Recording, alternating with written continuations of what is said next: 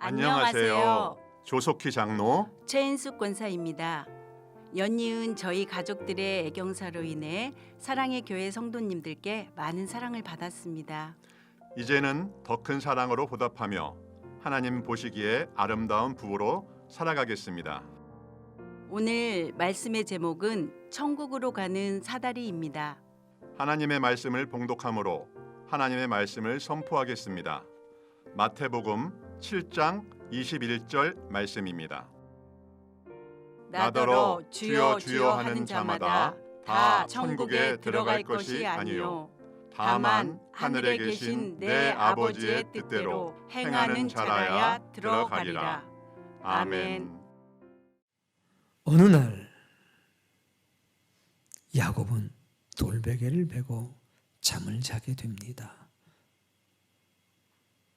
가장 인생이 힘들고 어려운 그날 밤이었습니다. 꿈을 꾸게 되는데 하늘 위에서 이 땅까지 연결이 된 사다리 하나를 보게 됩니다. 하나님의 보좌를 받고 하나님의 음성을 들었습니다. 그리고 그 사다리를 타고 하나님의 천사들이 오르락 내리락 하는 것을 보게 됩니다. 그리고 야곱은 잠에서 깨어서 그곳의 이름을 베델, 하나님의 집이라고 말합니다. 여러분, 야곱이 봤던 사다리, 그 사다리에 혹시 어떤 의미가 있는지 아십니까? 사다리는 낮은 곳에서 높은 곳으로 올라가는 수단입니다. 동시에 높은 곳에서 낮은 곳으로 내려오는 수단이 되기도 합니다. 이것은 돌로 만든 계단과 차이가 있습니다. 사다리의 첫 번째 특징, 이동식입니다. 가지고 이쪽으로도 저쪽으로도 갈 수 있다는 겁니다. 근데 돌로 만든 계단은 고정식입니다. 옮길 수가 없다는 말입니다.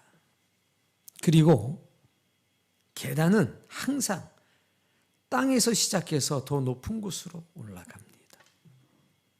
그런데 사다리는 그렇지가 않습니다.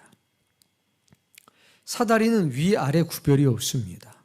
돌리면 위가 아래가 되고 아래가 위가 되는 법입니다. 그래서 사다리는 저 하늘에서 이 땅으로 내리꽂을 수가 있습니다. 그래서 계단은 낮은 곳에서 높은 곳으로 올라가는데 사다리는 위에서 아래로 내릴 수도 있다는 특징이 있습니다. 여러분, 사람이 이 땅에서 돌로 계단을 쌓으면 하늘까지 닿을 수 있을까요? 없습니다. 그러나 이 땅에 살고 있는 사람에게 하나님께서 저 하늘 위에서 사다리를 내려주시면 우리는 그 사다리를 붙잡고 하늘까지 올라갈 수 있을 것입니다. 우리는 말합니다. 야곱이 깨달았던 그 깨달음이 오늘날 이 시대도 유용하다는 겁니다. 뭐냐? 하나님은 어디든지 계시는구나. 예수님이 서 계시는 그 자리가 하나님의 집이 되는구나. 은혜가 역사되고 진리가 역사되는 곳이 그것이 진정한 교회가 되는구나. 거기에는 사람의 노력으로 쌓은 돌계단이 아니라 저 하늘로부터 내려온 은혜의 사닥다리가 있구나. 그것을 깨달을 수가 있다는 겁니다. 오늘 예수님은 우리에게 저 하늘에서 이것을 향해 사다리 하나를 꽂으셨습니다. 여러분, 내가 돌로 쌓아서 하나님 나라 갈 수 없습니다. 하늘에서 길을 내주셔야 우리는 천성으로 돌아갈 수가 있습니다. 오늘 하늘에서 만들어준 길을 걸어가는 하나님의 사람이 되시길 바랍니다. 자, 그럼에도 불구하고 사람이 하늘의 길을 걸어가는 것은 얼마나 어렵고 힘든지 모릅니다. 공간의 제약을 받고 시간의 제약을 받고 환경의 제약을 받는 사람들, 병들고 나이 들고 늙어가는 존재, 그들이 이 땅에 살면서 저 하늘의 길을 향해 걸어가는 것은 참 어렵고 힘든 일입니다. 특히 이 두 가지 문제 때문에 많이 어렵고 힘듭니다. 첫 번째는 교만입니다. 교만은 뭐냐? 나 하나님 없이 나름 잘 살아왔다. 그리고 내가 이뤄낸 것들을 봐라. 내 노력으로, 내 열심으로 지금까지 살아왔다. 이 교만이 하늘의 길을 걷는데 우리를 너무나 힘들게 합니다. 두 번째는 염려입니다. 내가 소유하고 있는 게 있는데 이것을 다 쓰고 나면 어떻게 하지? 하나님의 뜻대로 시간과 재물을 사용하다가 혹시 내가 쓸 것이 부족해지지는 않을까? 우리는 부자, 관원이었던 청년을 압니다. 그가 주님을 찾아왔습니다. 랍비여, 어떻게 하면 제가 영원한 생명을 얻을 수 있겠습니까? 그래, 하나님의 계명들을 잘 지켰느냐? 예, 어려서부터 잘 지켰습니다. 주님이 기뻐하셨습니다. 그렇다면 너 이제 한 가지만 더 하면 되겠다. 무엇입니까? 네 재물을 다 팔아서 가난한 사람들에게 나누어 주고 너는 나를 따르라. 그랬더니 부자였던 그리고 관원이었던 청년은 슬피 울면서 주님 곁을 떠납니다. 왜? 이 재물을 다 나눠주고 나면 나는 어떻게 살지? 나는 무엇으로 살지 하는 염려가 찾아온 겁니다. 우리가 살아가면서 염려가 어디 한두 가지겠습니까만 결국 우리가 하늘의 길을 걸어가지 못하는 것은 교만 그리고 염려, 이 두 가지가 가장 대표적인 게 아닌가 싶습니다. 우리도 마찬가지죠. 때때로는 교만 때문에, 때때로는 염려 때문에 하나님으로부터 멀어지곤 합니다. 그런데 이 두 가지로부터 어떻게 자유로울 수가 있을까? 그건 하늘이 도와주셔야 합니다. 주님이 무언가 특별한 것을 우리에게 나타내 주시고 우리의 손을 붙잡고 걸어가 주셔야 가능하지. 우리가 교만과 염려를 스스로 뛰어넘는 것은 참 힘들고 어려운 일입니다. 자, 하늘이 나를 어떻게 도와주시면 될까? 먼저 소유에 대한 개념이 좀 바뀌어야 합니다. 내가 가지고 있는 모든 것은 내 생명까지를 포함해서 이 세상에서 잠깐 살아가는데 필요한 것을 하나님께서 선물로 주신 것이다. 그게 재물이든, 그게 나의 재능이든, 그게 나의 시간이든, 그게 나의 생명이든 잠깐 주신, 잠깐의 필요를 위해서 주신 하나님의 선물이다. 하나님의 선물이니 이것을 내 것이라고 고집하고 주장할 이유가 없고, 이것은 잠깐 이 세상 소풍 나왔을 때에 요때 쓰시라고 주신 거니까 요때 잘 사용하면 되는 겁니다. 두 번째는 은혜입니다. 예수 그리스도께서 나를 위해 당신님의 생명을 버리셨고 하늘의 영원한 생명을 주셨다는 것을 깨닫는 것, 그게 은혜입니다. 세 번째는 감사입니다. 주님 없이는 나는 아무것도 아니구나. 주님이 나를 살리셨고 주님이 이제 나에게 모든 것이 되셨구나 하는 감사. 이것을 하늘로부터 얻게 되면 비록 우리는 이 땅을 살아가지만 하늘의 길을 걸어갈 수 있는 존재가 됩니다. 그 핵심은 은혜지요. 주님이 나를 위해 죽으시고 나에게 영원한 생명을 주셨구나. 그리고 그분께서 잠시 이 세상을 살아가는 동안에 필요한 것들을 나에게 선물로 주셨구나. 이 모든 게 내가 누리고 사는 모든 게 선물이구나. 주님이 없이는 나는 아무것도 아니구나. 그런 감사. 이것이 있으면 우리는 교만과 염려를 뛰어넘을 수 있습니다. 그러면 비로소 하나님의 선하신 뜻대로 살고자 하는 거룩한 욕구가 우리의 마음속에서 옹달샘 샘물이 이렇게 올라오는 것처럼 그렇게 우리의 마음의 거룩한 욕구가 조금씩 조금씩 차오르게 되는 겁니다. 바울은 이렇게 얘기했습니다. 내게 감사가 넘치고 내게 은혜가 넘치고 내가 소유하고 있는 모든 것이 하나님의 선물임을 내가 고백한다. 그러면서 말하기를 나는 살아도 주를 위해 살고 죽어도 주를 위해 죽습니다.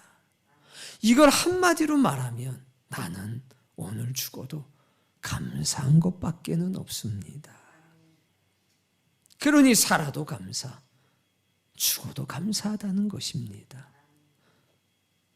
이렇게 하나님의 은혜를 깨닫고 나면, 하늘의 도우심을 경험하고 나면 우리는 비로소 하늘의 길을 걸어갈 수 있습니다.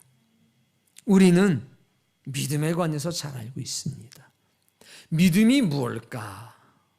이걸 생각을 해보면 이것을 정의하기 전에 먼저 딱 떠오르는 말씀이 있습니다.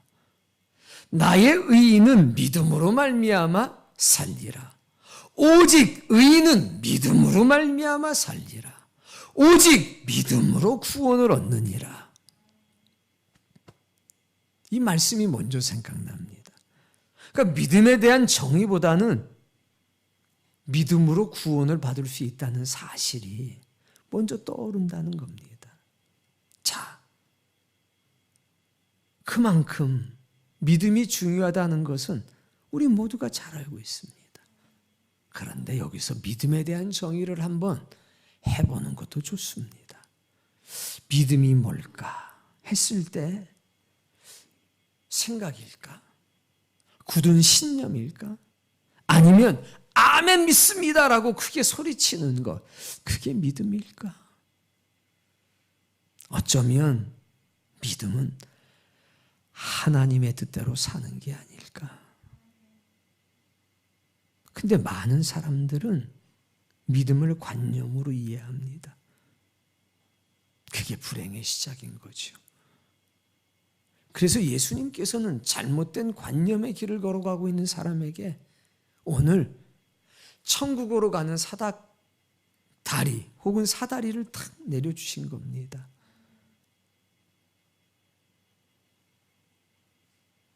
왜 하나님의 뜻대로 사는 게 중요할까?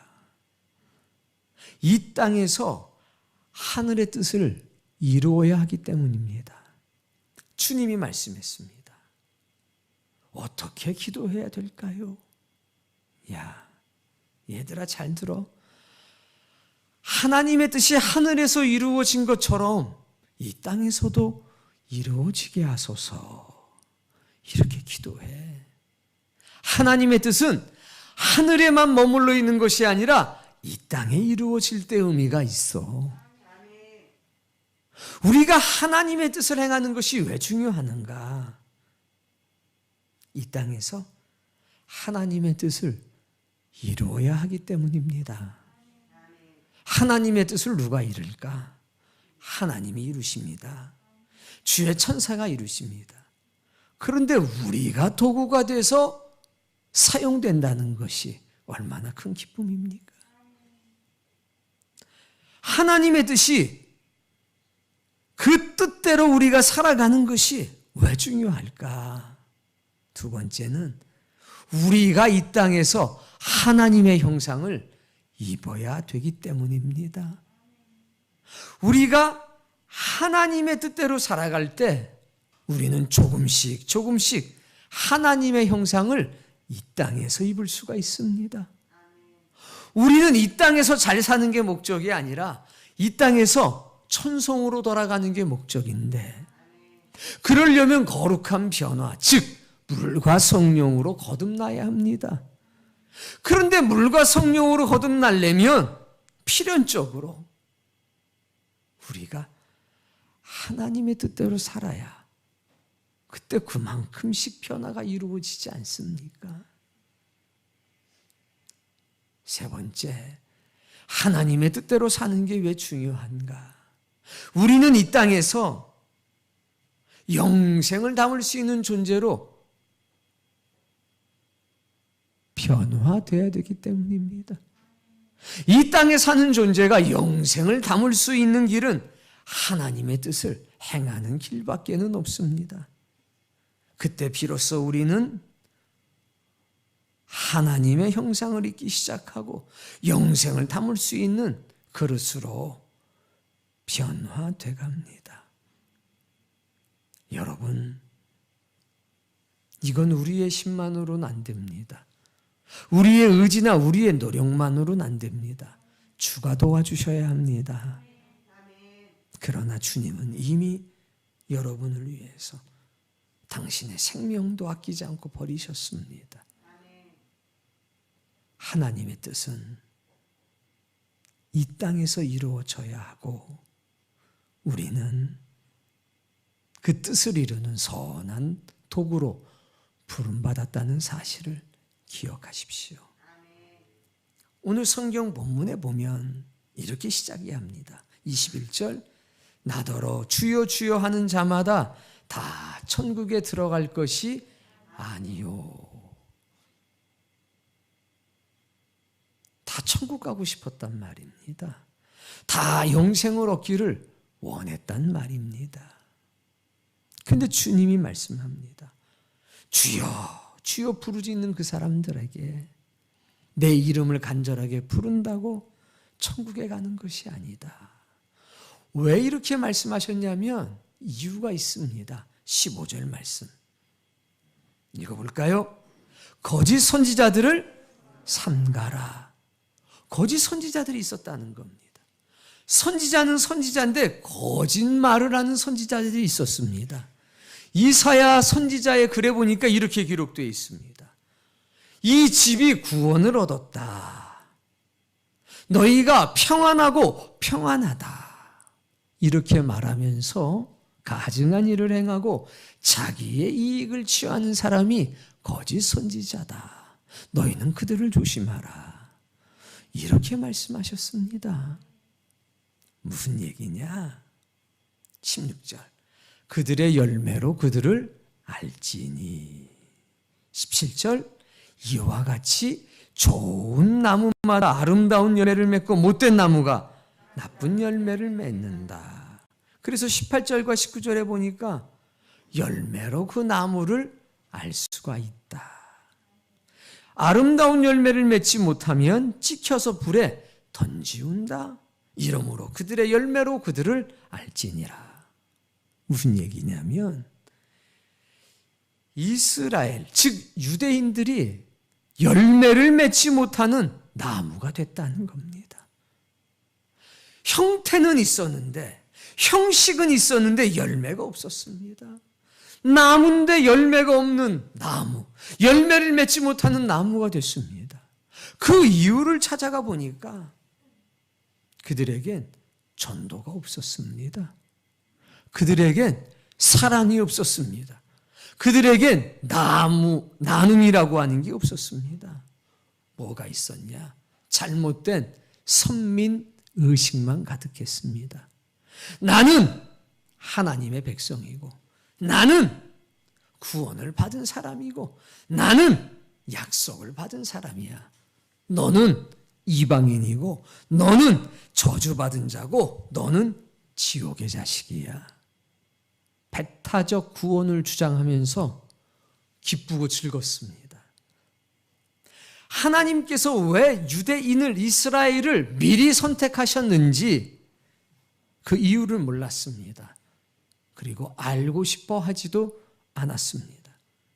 유대인들에겐 나는 믿음의 사람이고, 나는 하나님의 백성이고, 나는 약속의 자손이야 라고 하는 주장만 있었습니다. 그럴 만도 했던 게 그들에겐 하나님께서 주신 율법이 있었기 때문입니다. 그런데 돌판에 새긴 율법, 글에 새겨진 율법이 문자의 형태, 즉 조문으로만 있었고, 그 율법을 주신 하나님의 형상, 하나님의 뜻, 하나님의 정신은 그들에게서 사라져버리고 말았습니다. 형식은 존재했는데 하나님이 사라져버렸고, 하나님의 뜻은 실종돼 버렸고, 그들에게 하나님의 형상은 존재하지 않았다는 겁니다. 거룩한 변화가 그들의 삶에 없었습니다. 물과 성령으로 거듭나는 그 역사가 없었습니다. 마치 돌로 만든 계단을 쌓는 것과 같았습니다. 율법, 조문화된 율법, 그것으로 천성에 갈 수 있다라고 착각해버린 겁니다. 우리가 이런 일을 하고, 우리가 이렇게 확신하고 신뢰하니까 우리의 굳은 의지와 노력으로 이 문제를 해결할 수 있다는 착각, 말씀을 줄줄줄 앵무새처럼 외우는 것으로 구원에 이를 수 있다는 착각, 그래서 이들이 잘못된 길로 가고 있었습니다. 그리고 예수님을 만나자 이적을 구했습니다. 아니, 떡 5개와 고기 2마리로 5,000명을 먹이셨다는데 우리도 좀 먹여주시오. 죽은 사람도 살리고 병든 자도 일으키고 손이 말라버린 사람들의 손도 펴줬다는데 그 힘을 가지고 우리를 로마의 압제로부터 구해주시오. 하늘의 왕을 이 땅의 왕 삼으려고 그랬고 거듭해서 이적을 구했습니다. 하늘로부터 오는 표적을 구했습니다. 이 땅에서 잘 살기를 원했다는 거지요. 잠시 사는 이 세상을 영원히 살 것으로 착각을 했다는 겁니다. 하늘로 돌아가려면 복음이 필요했는데 그들은 복음을 구하지 않고 이적을 구했다는 겁니다. 그래서 오늘 예수님이 이 말씀을 하시는 겁니다. 21절 다시 한번, 나더러 주여 주여 하는 자마다 다 천국에 들어갈 것이 아니요. 그러니까 주님이라고 부르는 것은 중요하다는 겁니다. 그런데 다 갈 수는 없다는 겁니다. 누구는 못 간다는 겁니다. 그럼 누구는 못 가고 누구는 가냐 할 때 주님이 말씀하신 겁니다. 다만 하늘에 계신 내 아버지의 뜻대로 행하는 자라야 들어가리라. 믿으면 들어간다 이렇게 말씀하지 않고 행하는 자가 들어간다. 하나님의 뜻을 이 땅에서 행하는 자가 들어간다. 잘못된 관념에 빠져서 마치 주장하는 게 믿음이라고 착각하고 살았다는 겁니다. 유대인들이. 그래서 열심은 냈지만 잘못된 길로 가고 있으니 예수님께서는 야, 그 길이 아니야 라고 사다리를 탁 꽂아주신 겁니다. 이 길로 올라가야 돼. 하나님의 뜻대로 살아야 갈 수 있는 거야. 주장하는 것으로는 갈 수가 없어. 여러분, 이때 오해가 생겼습니다.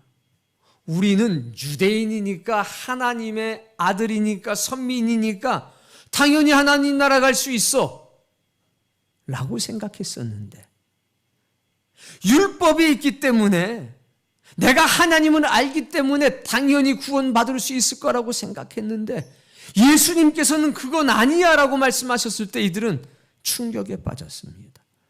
그리고 예수님을 배척하기 시작합니다. 오늘날도 마찬가지입니다. 믿음으로 구원받는다는 것을 너무나 좋아합니다. 근데 과연 믿음이 무엇일까요? 내가 믿는다고 주장하는 게, 내가 구원받았다고 주장하는 게 믿음일까요? 주님은 오늘 믿음을 선명하게 우리에게 보여주십니다. 내 아버지의 뜻대로 행하는 것이 믿음이다.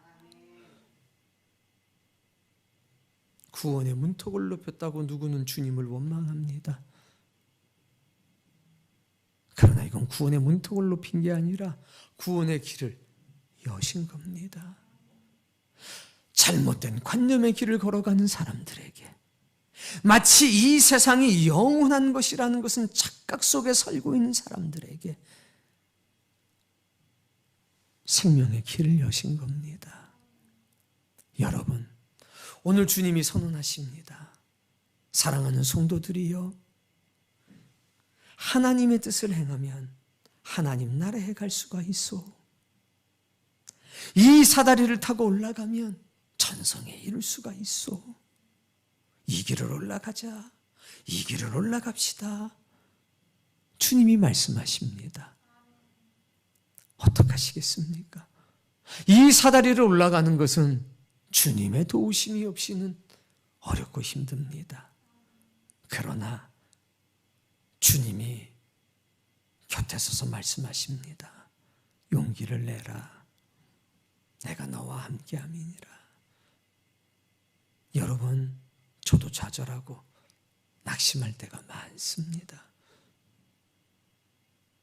나의 무능력 때문에, 나의 무지함 때문에. 그런데 그때마다 주님이 이렇게 말씀하십니다. 괜찮어. 내가 도와줄게. 윤목사 괜찮어. 내가 도와줄게. 내가 내 생명을 버리고 너를 지켰잖아. 내가 지금도 하나님의 보좌 옆에서 눈물로 너를 위해 기도하고 있잖아. 너의 연약한 것을 도우려고 성령님도 피 흘리며 기도하고 있잖아. 나와 함께 다시 한번 가보자.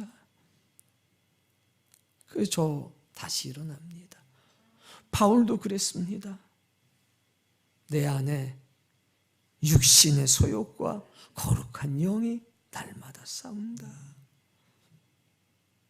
의인은 안 넘어지는 사람이 아니라 넘어져도 다시 일어나는 사람입니다. 하나님의 뜻대로 사는 것, 이 땅을 사는 우리에겐 너무나 버거운 일이고 힘든 일입니다. 저도 잘 알고 있습니다.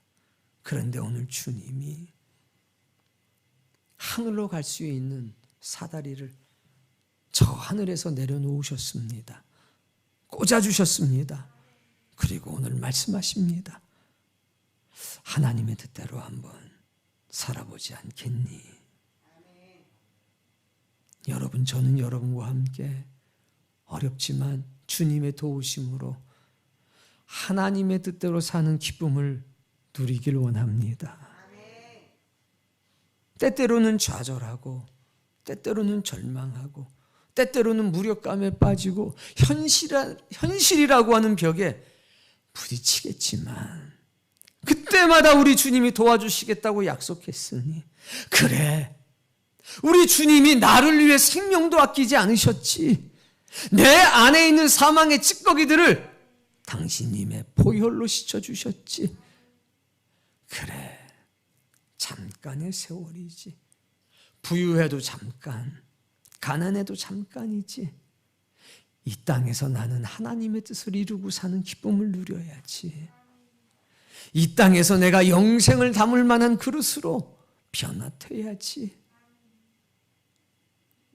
내가 하나님의 형상을 이 땅에서 입어야지. 아버지, 나의 연약함을 도와주세요. 어떡하시겠습니까? 한번 용기를 내서 하나님의 뜻대로 살아보지 않겠습니까? 끝이 보이지 않지만 사람이 만들어 놓은 돌 계단은 튼튼해 보이지만 그것은 하늘에 닿을 수가 없음을 잘 알고 있지 않습니까? 그러나 나무로 만들어서 낭창 되지만 십자가로 나무로 만든 것 아닙니까? 이게 저 하늘로부터 내려와서 여기에 꽂혀져 있다면 은혜와 진리를 따라서 주님의 선한 도움을 따라서 이것을 붙들고 올라가면 천성에 도달할 수 있지 않을까요?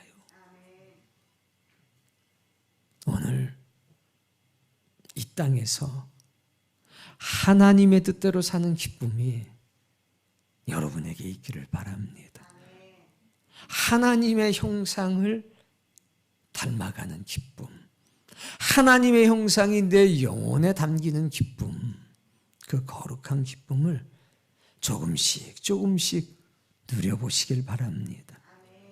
영생을 담을 수 있는 그릇이 되는 것은 참 어렵고 힘든 일이지만 하나님의 뜻대로 살 때 그 거룩한 역사가 우리의 영혼에 이루어지니 용기를 내서 하나님의 뜻대로 한번 살아봅시다.